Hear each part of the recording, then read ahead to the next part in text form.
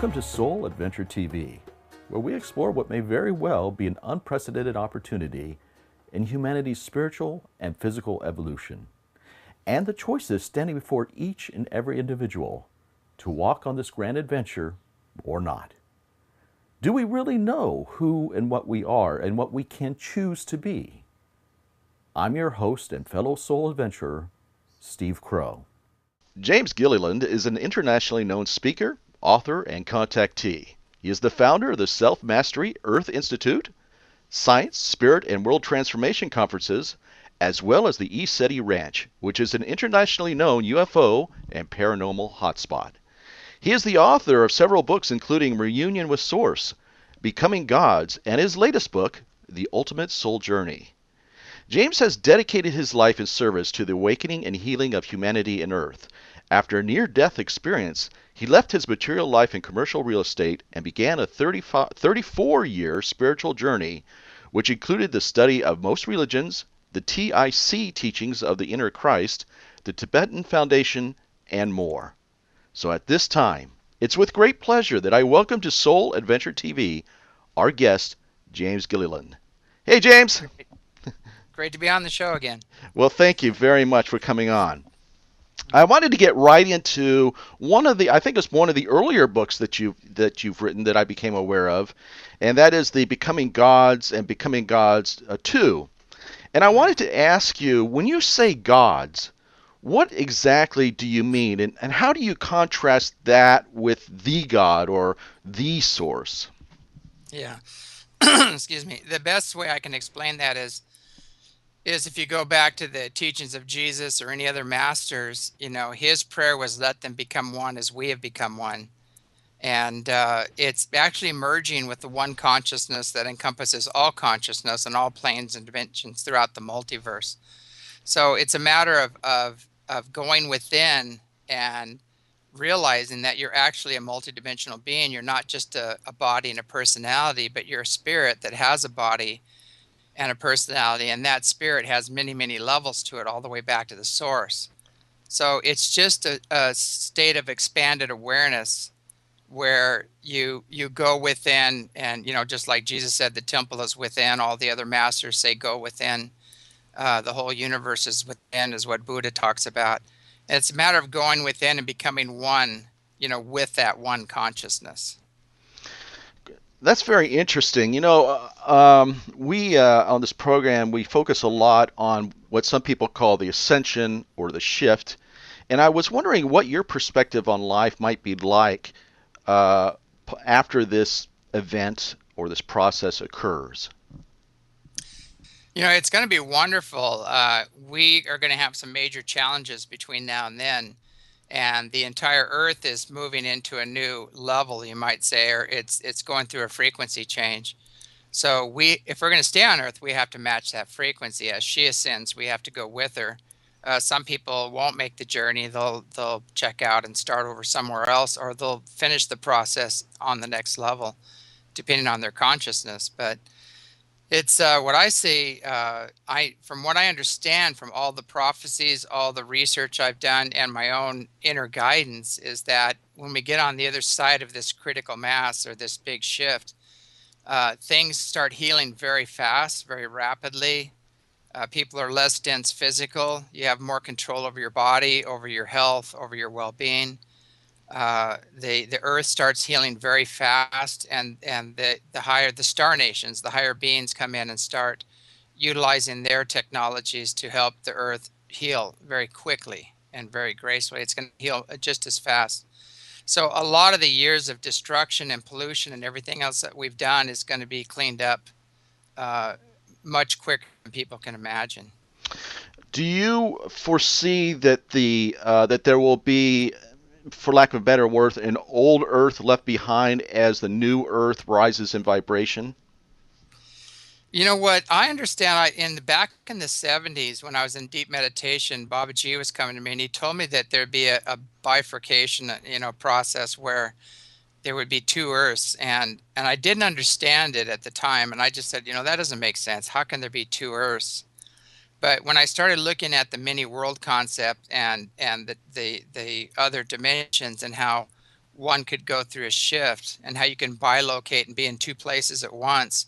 And I started getting all these understandings under my belt. I realized that is a possibility. And in a lot of the classes that we teach here, the Yigong classes and things of that nature, the self-mastery classes, I actually watch people vanish and disappear, and you can see the chair, you can see right through them, and you can see the chair, and then they just disappear and then come back.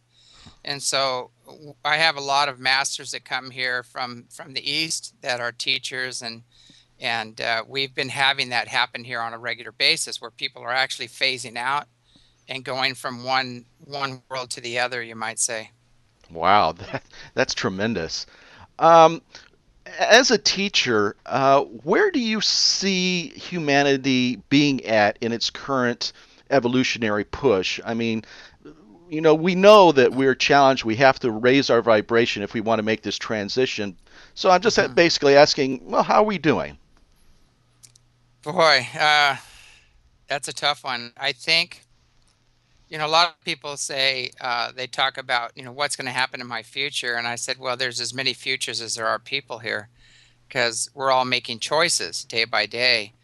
And some people have chosen to totally ignore what's going on and just hang out in mainstream social consciousness. And they, they work in cubicles, and they get on the subway or drive home and go to another cubicle and turn on the TV and go back to the other cubicle, and that's basically their life. Or they go into a room and plug in their computer, although the internet has amazing things on it, like this show, but Thank you.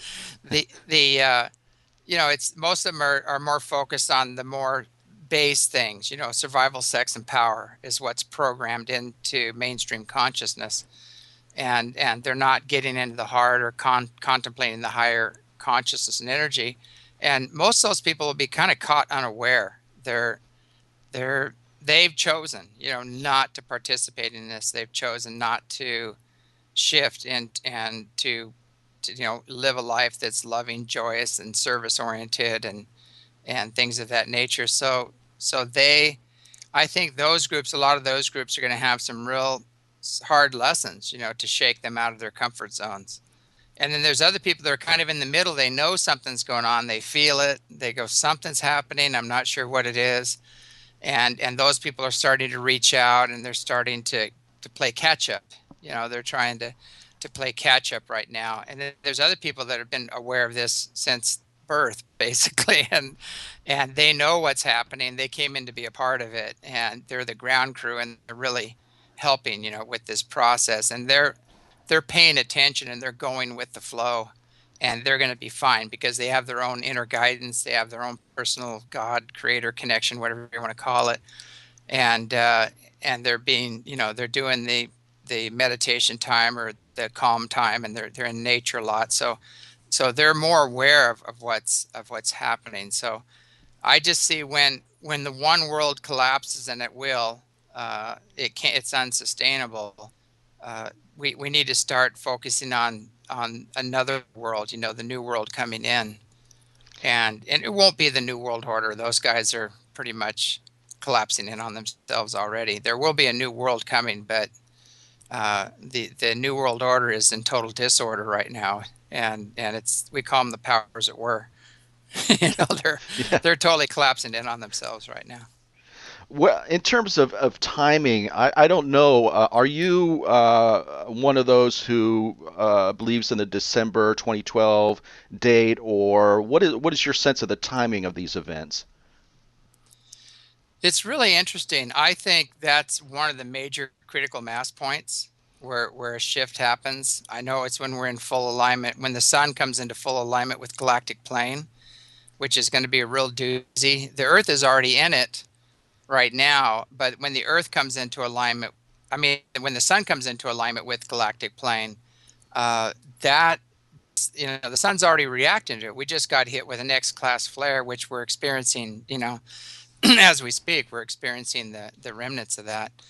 But we had something like 18 or 19 M-class flares in a row, and then now 2 X-class flares. So that the sun is reacting to this shift, and we're moving into a highly energized place in space. So this is physics. This isn't prophecy anymore. This is statistics.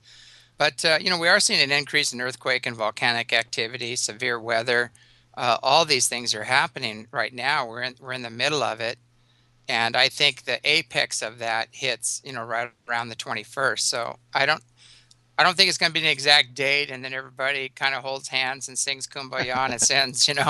I don't think that's the way it's going Well, to there happen. goes my plans. I Yeah, yeah, yeah. I might be trying that one, but I'm not sure. But the I just think it's individual. People are going to go when they've chosen to go. They have their own contracts and their own agreements that they came to fulfill. And I think some people totally chose to shift this and ride the planet through and help take as many people as they can with them, and other people chose not to. They chose just to come down and work a few things out, and that's all they chose to come here and do. I heard you on another interview talk about, speaking of cosmic events, a cosmic light wave coming at us from the center of our galaxy. Yeah. And I wanted to ask you in more detail about what the source of this light is. Is it starlight? Is it coming from a black hole? Or what is your sense of what is this light made of? Is it just ordinary light? Well, there's so many things going on. There are so many sources that are coming in. I think it's Susan Renton. Uh, oh God, I'm trying to think of her name. It'll come to me. But she's an astrophysicist, and she talks a lot about this. And she said the Earth is getting hit with over 500 hits a day of cosmic energies coming in, gamma rays, X rays. We're just getting totally bombarded right now. There's a crazy Susan Joy Renison is her name, Ah, but yeah, but there's a huge, looks like a serpent energy going around the planet at the equator right now, and NASA doesn't even know what this is, and it's cutting off the GPSs and having a lot of trouble with the satellites because of this. The rattlesnake prophecies of the Cherokee talk about this huge serpent rope or energy that's moving out, and it goes through the Pleiades, the Orion Council, or the Orion system, and then spins around and comes back in and hits Earth. So we are getting hit by so many different things, and also these huge magnetic waves that were coming into alignment with galactic core or galactic plane. Everybody has a different name for it. So it's a combination of things that are going on, and each one of them is just a huge influx of energy. And if you study semantics, whenever a big burst of energy comes into the planet, everything has to adapt and change and match that frequency or find equilibrium. yeah. So Speaking of that, I think you have mentioned in that prior interview that the effect of that massive energy wave upon the human body would be one of yes. transmutation. And I was wondering if you could go into that in a little bit more detail. Well, on a physical level, our DNA lines all have an attribute. And if you look at the DNA of lamas and yogis that have engaged in a lot of spiritual practices, they've gone through DNA changes. It's actually measurable. And the sun itself is actually altering our DNA. And when these lines open up, one of the lines is telepathy. Another line, when it gets activated, is the ability to see forward or backward in time. And there's another line that activates where you can do, bilocation and teleportation and things like that. Another DNA line is the salamander gene, where you can actually regrow a new arm, and it's an incredible healing ability and this, the scientists used to call this junk DNA, and now they're finding out it's not junk, it's just not activated. But all of that's being activated, and right now, so that's one level. And when these waves hit us, it affects our bioelectric fields around the body. Okay, some people will get really tired and lethargic, and they'll be achy everywhere, and just want to sleep. Other people get really excited by it, and they might have emotional outbursts, or old wounds and traumas will surface, for them to deal with. And everybody's different, and it's a waveform. So you have a high and a low. You get really high with it, and then you have a crash. You get really low as you're processing, but eventually you'll find equilibrium in that. As we go through this process. But it's very interesting the way people are reacting. You can see these solar flares are tied directly into social, economic, and physical earth changes, and that's a new science that actually I was talking about in 1982. And Hmm. everybody laughed at it and said I was crazy. But I was talking about the Andromedans and the triangle ships and everything else back then too. So, and now they're here. Yeah, you gave us a beautiful description of what we are in terms of, as contrasted with our physical bodies, what we are in essence. And I'd like to explore that in a little bit more detail. The teachings that I've been exposed to say that our true selves are kind of like sparks from a much larger flame of Hmm. cosmic divine energy called God. But Yes. I've also heard that our soul, in order to incarnate here on Earth in 3D reality, actually has to further subdivide itself, and only a sliver of our true self, our true, I don't know, oversoul, if you will, travels with Hmm. us here. And then when you add in parallel realities, multi-universes, and so on, the question that I want to ask is, how many versions of James are there? Yeah. Yeah. you I've know, always asked that myself. I tell you, I went through a real shakeup in a way. It was kind of a struggle because when I was going through the dimensions, I connected with my soul, and connected with this being. And he's saying, "I'm your soul," and I said, "Okay, well, I'm just an incarnation of this soul." He decided to come down here and project his energy down here into a new body. So I was fine with that. And then another being showed up, and he says, "I'm your Christ self, you might say, or on another dimension." And so he shows up, and his name's Tassamara. And so I said, oh, great, and so I'm kind of going through an identity crisis here, because this guy's saying, so I accepted that. Okay, maybe I'm an aspect of this soul that sent down here to the earth. And then I went up and I connected with Ezekiel, this other being that's on the seventh dimensional being, this fully realized God being. And he's saying, "You're my hands and feet," so I'm having a total identity crisis with all these experiences, saying, "What is going on here? Who am I? What's this all about?" And then Ezekiel told me it's all you, you Mhm. know. And so I did the wraparound where I realized that identity isn't even important anymore, and that when you merge with the source, the one consciousness that encompasses all consciousness, like the teachings of Buddha, the whole universe is within. So each one of those little slivers, you might say, is a hologram. It's a fractal of the whole. And that spark can reignite and become the full flame if we do our practices, but we can't just say we are. We have to, it's something we have to. I always say there's a knowing, and then there's a believing, and then there's a realizing. So That's we can wise. know it, and then Yes. we can believe in it, but that's still not enough. You have to totally realize it, and then you own it. A source I trust says thinking is not knowing. Knowing is knowing. Thinking is just your mind, going. But Yeah, to yeah, know is something quite different. Uh, exactly. on a karmic level, how many of these soul versions do you think we're directly responsible for? Are those other versions of ourselves, if we think about different timelines or parallel realities, uh, Yeah. are we responsible for those, or are we only responsible for this focus? Um, I see the word responsible as just the ability to respond. Hmm. And so I don't see it as a burden or anything else, but I know I had to pick up one of my past lives, which was this Viking warrior, and he had a big broad axe and would lay to waste whole villages. And so he had this incredible fearlessness and courage and everything else, but it was created from an experience where his whole family was killed.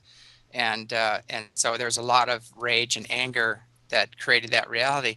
So I actually had to pick that up, and I had to bring the courage back, but clear up the wounds and the traumas and things like that, and bring it all back into oneness. So it's interesting. I just say we're responsible for what's in front of us, and how we respond to what's in front of us is individual. One person can respond as a victim, another one will respond to it as a god, so it just depends on what level you're going to respond to these experiences. But if you keep seeing the one in everything, and you hold that unity consciousness, and focus on love and joy and bliss, that's the ultimate power in the universe. That's the source itself. And if you channel that into these situations, you're the one in control, basically. Yeah, I had an interesting conversation with someone. I can't remember who it was, or perhaps it was something that I read, but it had to do with the formation or how parallel universes or new timelines are created. And basically, what this person was saying was that anytime we make a choice, the choices that we don't make are actually create a different timeline Uh-huh. where those get played out. Does that resonate with your experiences, or do you have a different viewpoint on how and when parallel realities or timelines are created? Well, that's a tough one. That's kind of down in the psychic level, it seems like. Mm, But it seems to me that every choice you make sets a journey, sets a momentum, whatever you want to call it, a forward momentum.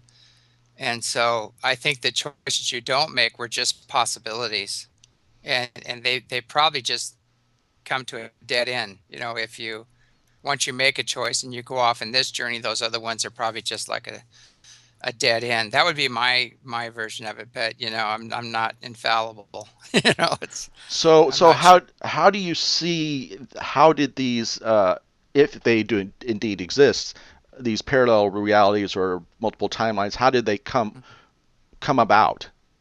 If it's not from our choices, then what's going on? Yeah, it's kind of interesting. I think these timelines. Uh, yeah, it's hard to wrap your head around this because when you get into the higher levels, there is no time. Exactly, You can, right. yeah, you can go forward or backward anywhere along the wheel, you might say. And so on that level, that's kind of where my head's at, where there is no time, and I can go back and forth and clear these things and work on those levels. Mm. I don't think we're locked into any timeline here other than what we agree to or what we believe. But there is a lot of momentum, when you have 7 billion people, if you have 7 billion lemmings going off a cliff and you're the guy in the flow, trying to go against the flow, it's you may go off the cliff with them. It's not that easy to overcome that amount. But I love the saying, one on the side of God is the majority, so you can reach up and get some help and bring that into the equation and totally change that reality. So it's kind of interesting looking at that. A good example is that when I was in Santa Cruz, California, I had all these visions, and a lot of them happened, including the big earthquake down there and things like that. And I was trying to tell people about it. Look, we have to get busy. We have to start getting groups and get help. And so a lot of people had visions of San Francisco just getting obliterated, Mm. completely. So many psychics saw that. And that was what was on the books. That was on the books to happen. And I think enough people got together. And I also saw some Andromedan ships that appeared that flew down the fault line. We're sending a green beam of energy into the fault line, which is another divine intervention program. So a combination of the people asking and other people hearing and doing their part, and all these interactions can always change, these realities, or actually postpone them, you might say.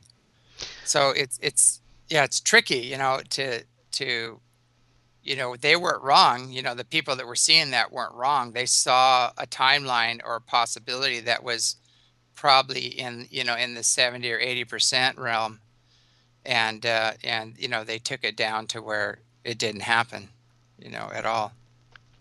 James, you've talked about three universal principles. The first one being love God with all your heart. The second one, honor each individual as a unique expression of God. And finally, behave as if the God in all life matters.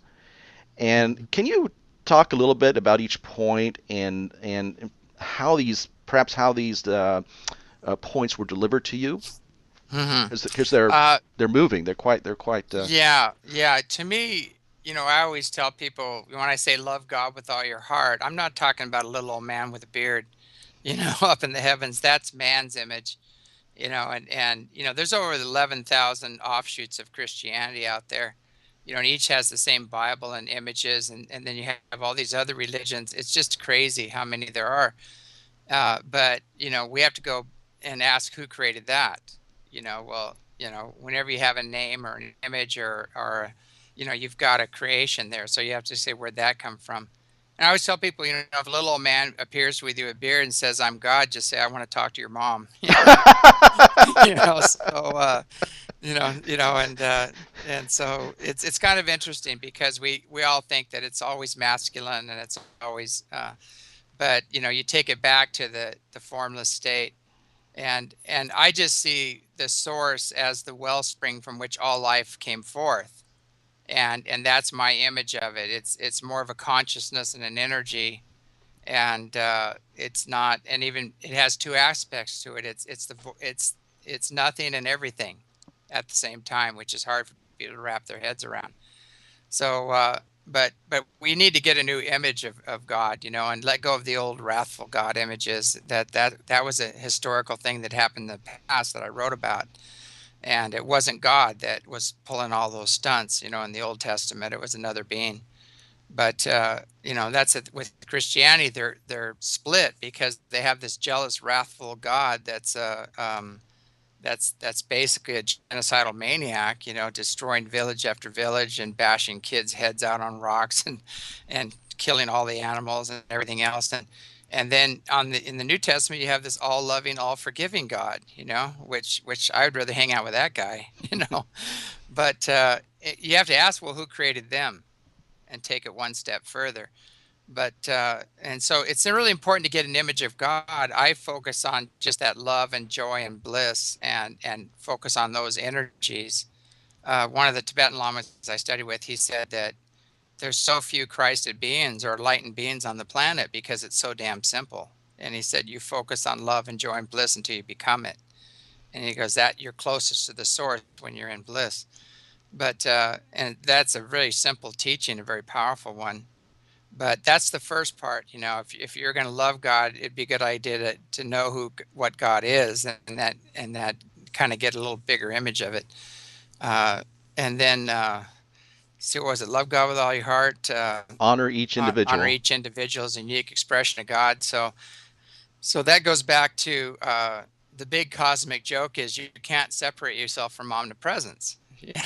And you can be a body and a personality and think you're separate, but you're not. You're still in the field of unity, that unique, unified field. You're still part of that, and which is the source. So if God is omnipresent, how do you separate yourself from God? And if you see the God in everyone and behave accordingly, then we'll have peace. We'll have abundance. We'll have all these wonderful things coming in. Once we remember who we are, and that the Creator is omnipresent within all creation. So that was another powerful premise that was given to me. And then again, seeing the Creator in all creation. Again, all creation is not separate from omnipresence either. Because I know people try to separate the rock and the tree and the plants, everything from nature. They go, no, that's created. You can't. That's created. We can do whatever we want with it, and that's one of the problems we're having on the planet right now, because we aren't acting respectfully in nature. We aren't just taking what we need and maintaining the balance, and things like that. We're just totally raping the oceans, the forests, and polluting them and everything else, because we've dishonored that concept, of honoring creation too. It's all, again, it's omnipresent. The Creator's omnipresent within all creation. So it's a good way of being in denial, and a good way to rape and pillage the planet and make a lot of money, and be totally greedy. But to separate the two, and that's why the separation is so strong, because people benefit from it, and they're going to choose a belief that benefits them. Yeah, I particularly resonate to the second point, because it reminds me of another saying that I heard, which was, you can't hold yourself in the light while you insist that your brother and sister remain in darkness. That we're all part of that unity that you spoke of, and Yeah. and once you accept that there's divine love and divine creation in each and every thing and every one, it sure makes it harder to take advantage and, molest them and destroy them once you wrap your head around that, because you're in essence doing it to yourself, for one Yeah. thing, you know. And what's unfortunate is we do have a society based on competition and separation, and it goes all the way up to the top. And the further you go up the food chain, the more separate things are, the more they do the division program. And it's sad, because, and that's the problem we have. We have the 1%, doing their thing, and we have their minions down below, doing their program. But again, one of the masters, I love what he said. He said, "Now you may not believe in love and joy and bliss and unity consciousness." He goes, "But that might not be their truth, and they're not operating from that same." So you have to realize that. Just say, look, you can hold your own focus, but at the same time, you have to realize there are people out there that are operating from a different truth. Right, and that's really just part of being of loving God, and being of love is that non-judgmental acceptance, I guess you could say, right? Uh-huh. There at the ECETI Ranch, and perhaps you should remind us just what ECETI stands for. You've had some remarkable contact experiences there, Yeah. to say the least. Hmm. And one thing I'd like to clarify is, speaking of your direct ET contact experiences, your face-to-face experiences, Hmm. have these occurred while you're in some sort of meditative state, or did they actually happen when you're in your normal awake, state of mind? Both. Mm. Both. They really wanted me to focus on more of the spiritual side of things, because these beings are very spiritually and technologically advanced beings, and they're telepathic in nature, and it's much easier to communicate and have contact through those measures. The more physical they become, the more danger it puts us in on the ground, due to other forces out there. So they kind of, but in the beginning it was face to face, and it was very physical, and then I had a lot of interdimensional experiences after that with different groups, some fifth and sixth and seventh dimensional groups. So it's interesting, but they really want us to focus more on the heart and feeling, and develop our sacred senses, clairvoyancy, clairsentience, and clairaudience, and things of that nature, and rise to the occasion versus them having to come down and babysit us all the time and create a big mess, when they do land, because it does create a big mess when they do land. Which ET groups have you been in contact with? I'd say the major group are the Palladians, and there's a lot of controversy around that. I know the Meyer group keeps saying that there are no Palladians, that he made that up, and they're really Plagiarians. But unfortunately for him, all the ancient cultures talk about the Palladians. Even the Mayans say that they got their calendar from the Palladians. And if you go to the Philippines or talk to any of the indigenous people there, they all, the Native Americans, they point to the Pleiades, and they said those are our ancestors. So those are the sky gods, or the sky people, or the star nations, they refer to them as. But so there's a long, long history, in that program. But when you want to create an exclusive and capitalize on the exclusive, you try to close out, everything else, unfortunately. And you've also mentioned the Arcturians, I believe. Were they Yeah. the feline based No, those were Syrian actually, but Syrian? Okay. they're all over the place. They're in the motherships. They're the benevolent protectors. In India, they called them Narsringa, which means the benevolent protectors, and in Egypt they call them Sekhmet.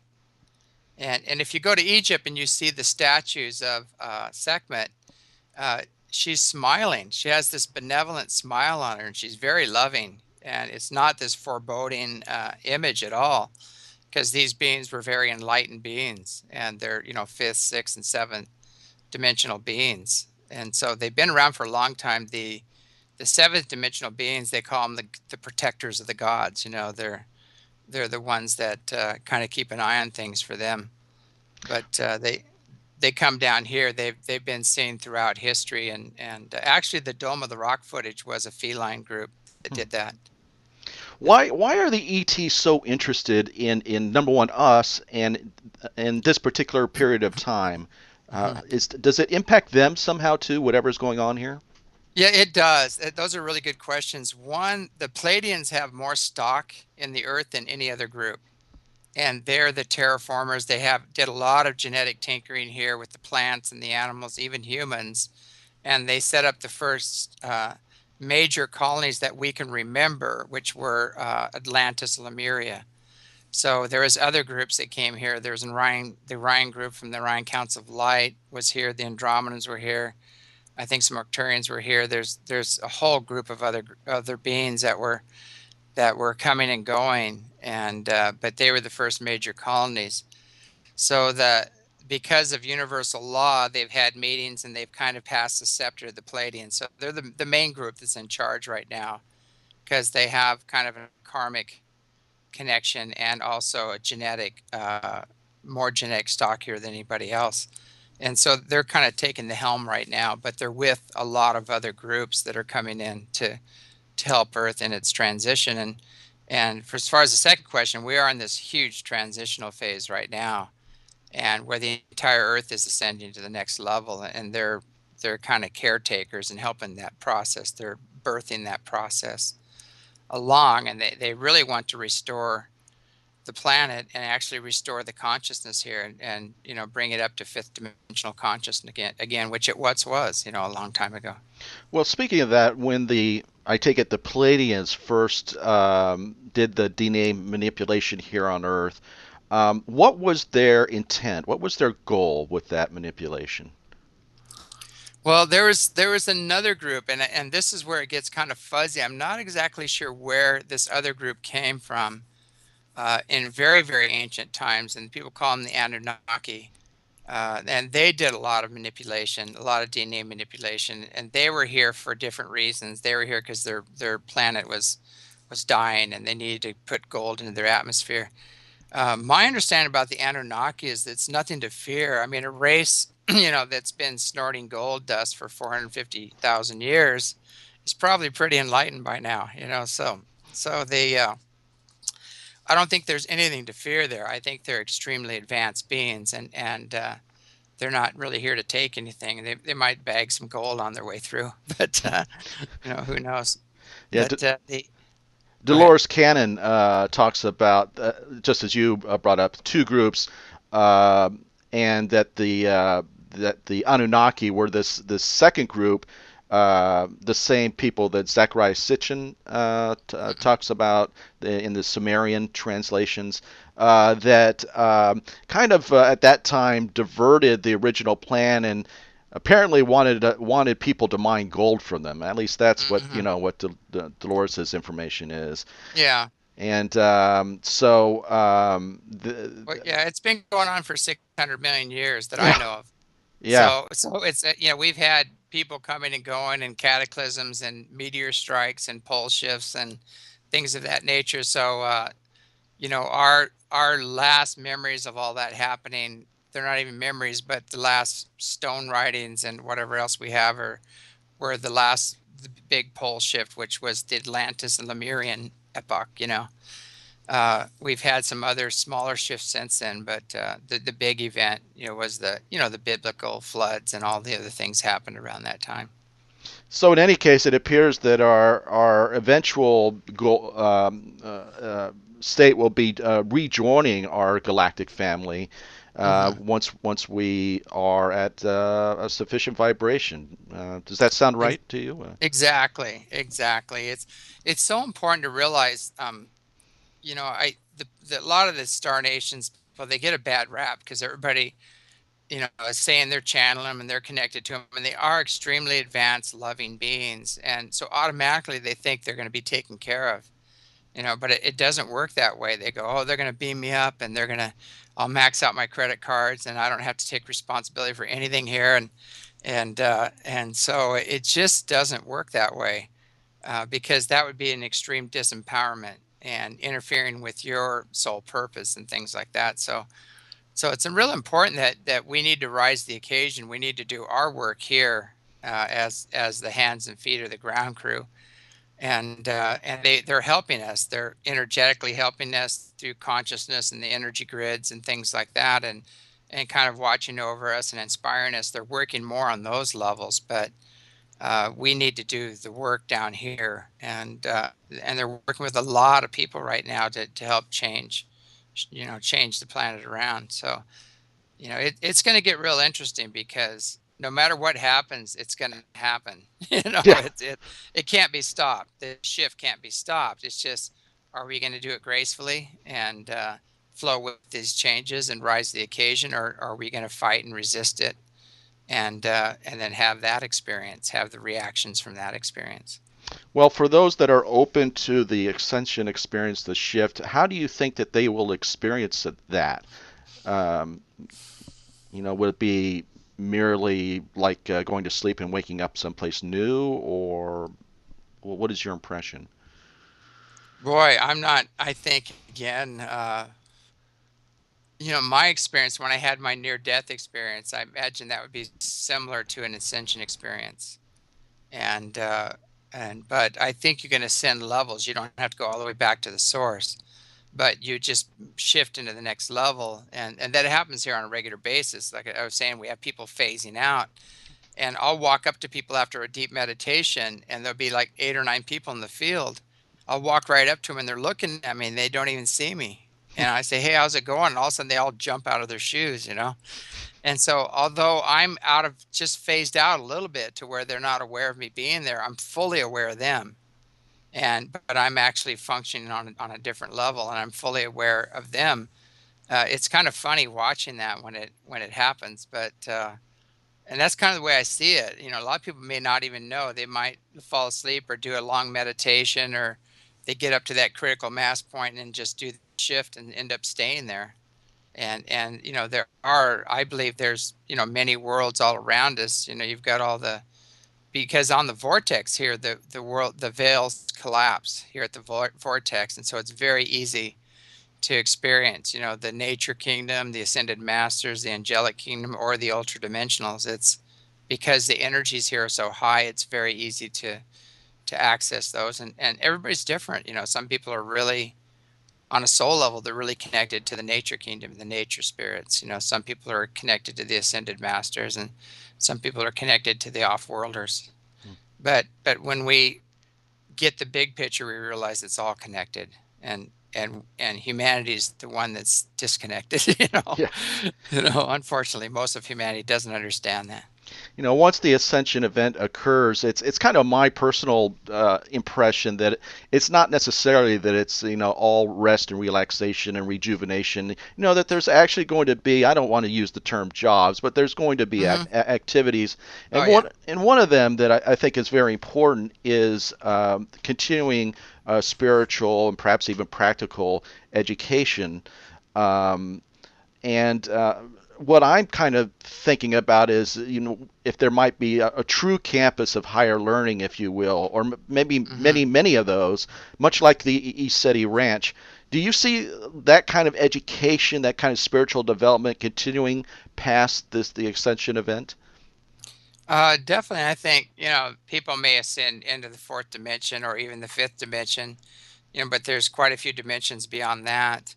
And I know a lot of people are actually going to school, and some people remember and some people don't remember, because when they go to sleep, they're actually out of body, and they'll come back and they'll, God, I was working last night. I'm tired, I don't know why.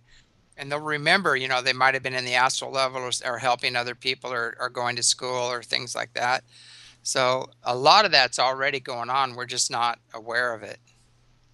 So, James, is there anything coming up that you'd like to promote?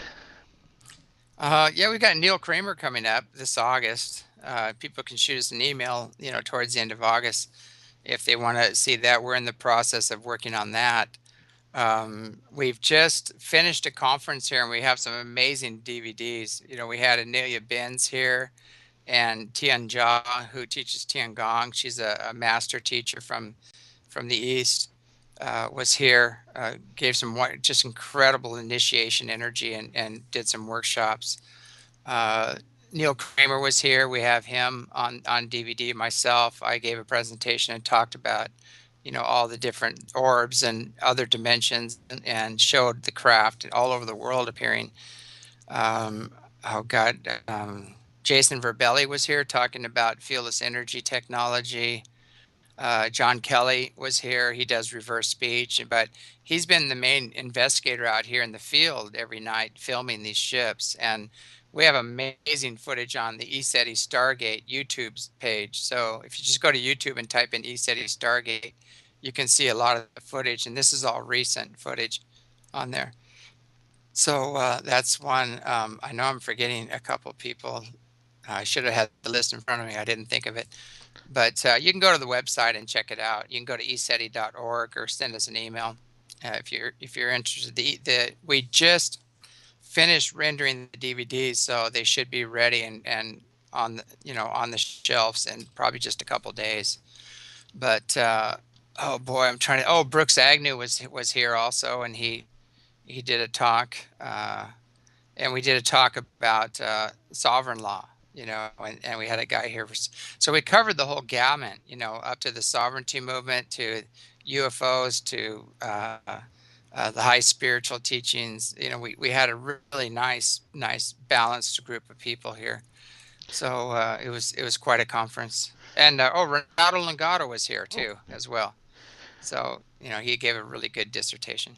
And I understand that people can sign up to visit the ranch in between these conferences, that you're open to having guests who can experience some of these ET flybys for themselves. Yes, we usually have a pretty good group out here. And if people call us and or shoot us an email, you can just go to the website at eceti.org and shoot us an email. We can set up an appointment. We had to go kind of private, mainly because of a lot of problems with the county and everything. So now people call or make an arrangement, and so it's a private agreement. And we had to start doing things that way just because of some of the heat. We would like to close our doors, but it's been insane. This is my 6th court appearance coming up on the 20th, and we've had 3 judges dismissed, 2 prosecuting attorneys are gone. And they just keep trying. They keep trying over and over, and they have no case or no reason whatsoever to do what they're doing. But it's just harassment and problems of that nature. So it's just unbelievable what's going on. I'm at a point now where I'm just done. I'm just saying, 10 strikes and you're out. Come on. You can't keep bringing this up to the plate. Eventually you have to realize it's over. But we'll see where that goes. Well, the information, thanks to people such as yourself, is out there no matter what they do. And I think people are waking up to the opportunity. Oh, we had probably 100,000 people doing an intention experiment to get it dismissed.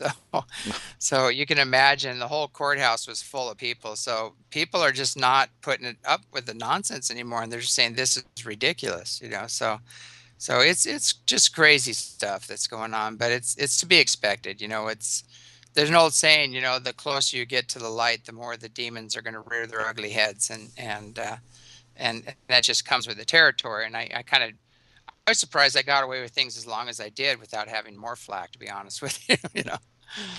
Well, James, I want to thank you again for being so generous with your time and sharing your insights and experiences with our audience.